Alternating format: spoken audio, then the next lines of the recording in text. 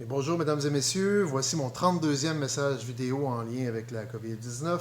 Nous sommes le 20 mai 2020, 16 heures. Selon les statistiques officielles, on aurait un cas de plus pour un total de 6 dans la MRC Côte de Gaspé et 175 pour toute la Gaspésie-les-Îles. Parmi les 175 cas, on est toujours à 8 décès et on est rendu à 149 guérisons.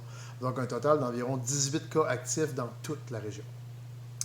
Je vais avoir trois sujets pour aujourd'hui. D'abord, la nouvelle notion de rassemblement annoncée ce midi par la ministre Guilbeault, l'impact de cette notion-là sur nos infrastructures municipales et un bref retour sur le déconfinement des régions. Depuis quelques semaines, tout le monde se questionnait, tout le monde avait sa propre notion de rassemblement interdit ou ceux qui étaient permis. Aujourd'hui, la vice-première ministre du Québec a précisé ce qui allait devenir ou ce qui allait s'appliquer à partir de maintenant et c'est désormais beaucoup plus clair. Donc, seuls les rassemblements extérieurs, regroupant maximum 10 personnes provenant de maximum 3 maisonnées, sont maintenant permis, en plus du respect de la règle des 2 mètres entre les personnes qui n'habitent pas sous le même toit. Donc, il y a 4 critères. 1. Extérieur. 2. Maximum 10 personnes.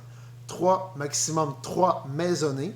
Et 4. 2 mètres entre chaque personne qui n'habite pas sous le même toit. Donc, par exemple, on va pouvoir commencer à faire des petits barbecues entre amis, des petites soirées à 2-3 familles, mais pas de gros parties, pas d'événements publics ou autres qui dépassent ces paramètres-là, et pas de rassemblement intérieur. Ce sont les nouvelles règles qui s'appliquent. Globalement, ça devrait être bon pour la santé mentale, et on souhaite que ça n'entraîne pas, surtout, de propagation de la maladie. Alors, vigilance, s'il vous plaît, sur le respect de ces nouvelles règles. Évidemment, chaque fois que les règles de santé publique évoluent, nous, on s'ajuste.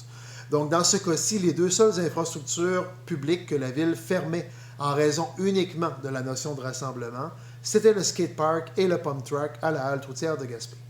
Donc, aujourd'hui, je vais faire plaisir à plusieurs jeunes et moins jeunes. Donc, je vous annonce qu'en vertu des nouvelles règles sur les rassemblements permis et interdits, on va se permettre de réouvrir le skatepark et le pump track dès maintenant, mais en vous demandant de respecter les consignes de la santé publique. Donc, sur place, pour chacune des deux infrastructures, c'est maximum 10 personnes sur le site qui vont représenter maximum 3 familles ou 3 maisonnées par groupe. Là. En fait, c'est maximum 10 personnes qui représentent maximum 3 maisonnées. Distance obligatoire de 2 mètres entre les personnes.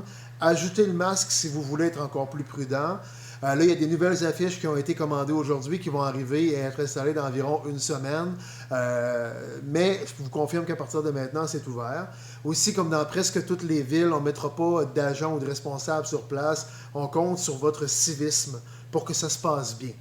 Donc, pour que je compte sur vous pour que vous fassiez aussi une rotation des présences, pour que vous respectiez surtout les règles de la santé publique que je viens de mentionner. La Sûreté du Québec a le pouvoir d'appliquer d'ailleurs ces règles-là, qui sont des règles provinciales. Donc, je compte sur vous pour les respecter et pour que vous évitiez des contraventions d'une part, ou encore pire, pour éviter la propagation de la maladie. Maintenant, quant aux aires de jeu pour enfants ou quant aux autres espaces comme les toilettes publiques, par exemple, on n'a pas encore de directive claire sur les procédures de désinfection de ces lieux-là et surtout ce que ça implique. Quand on aura l'heure juste, on se repositionnera, mais pour le moment, ces infrastructures-là vont rester fermées, comme presque partout au Québec d'ailleurs. Dernier sujet, comme vous le savez, les frontières de la région ont été ouvertes malgré les démarches régionales de notre directeur de la santé publique. Il fallait que ça se fasse à un moment donné. Ben là, c'est fait, on est là-dedans. Vous allez le constater, il y a plus de personnes qui circulent sur le territoire, mais les règles de la santé publique continuent toujours de s'appliquer et ils limitent les déplacements aux services essentiels.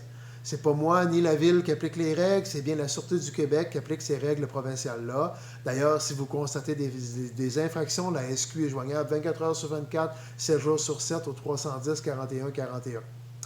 Comme je l'ai martelé sur les médias régionaux et surtout nationaux dans les derniers jours, présentement, la plupart de nos commerces et de nos attraits touristiques sont fermés. Il n'y a pas de salle à manger de restaurant, il n'y a pas de camping, il n'y a pas de toilettes publiques, il n'y a pas de halte routière, il n'y a pas d'attraits touristiques. Il n'y a rien de tout ça qui est ouvert. Alors, même si les frontières sont ouvertes, le tourisme n'est pas vraiment ouvert, lui-là.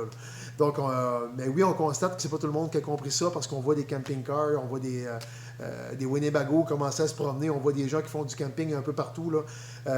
Écoutez, c'est des exceptions, mais normalement, les déplacements non essentiels ne sont pas permis, puis c'est la job au niveau de la Sûreté du Québec d'appliquer ces règles-là. Donc, n'hésitez pas à faire des plaintes si besoin il y a. Malgré tout ce que je viens de vous dire, il y a un plan touristique qui est travaillé présentement par Québec, qui va être annoncé sous peu par le gouvernement du Québec. C'est certain aussi qu'il y a certains commerces qui vont être appelés à ouvrir prochainement. On ne sait pas quand ni comment, je ne suis pas dans le secret des dieux, mais on le sait que ça s'en vient quand même. Ce qui va devenir plus important que jamais, ça va être le respect des règles de base. Donc, les 2 mètres, le port du masque si requis, le lavage fréquent des mains, pas de main au visage, etc. Vous le savez, le virus, il ne tombe pas du ciel. Même s'il y a plus de gens qui circulent sur le territoire, oui, ça augmente les risques, mais il ne tombera pas, il ne spread pas comme ça, le virus. Il se propage entre les humains qui se touchent ou qui touchent des objets, les mêmes objets. Puis il va entrer dans le corps, comme on le dit tout le temps, par les orifices naturels. Donc la bouche, le nez, les yeux, les oreilles. Donc si on ne taponne pas n'importe quoi, puis on ne se met pas les mains d'en face après, il n'y aura pas trop de problème. Il suffit de se laver les mains et de ne pas se mettre les mains au visage après avoir touché des objets qui ont pu être en contact avec d'autres gens. Le virus, il meurt au contact du savon ou de gel désinfectant. Donc, la clé, c'est de garder les distances avec les gens, de se laver les mains souvent. Puis, si on fait tout ça, bien, on va diminuer les risques de propagation. C'est à peu près assuré. Donc, je vous invite à énormément de prudence. Puis, encore une fois, je vous remercie tout le monde de respecter toutes les consignes. Merci à tous les travailleurs essentiels. Merci à tous les bénévoles également sur le terrain. Vous êtes très importants pour nous.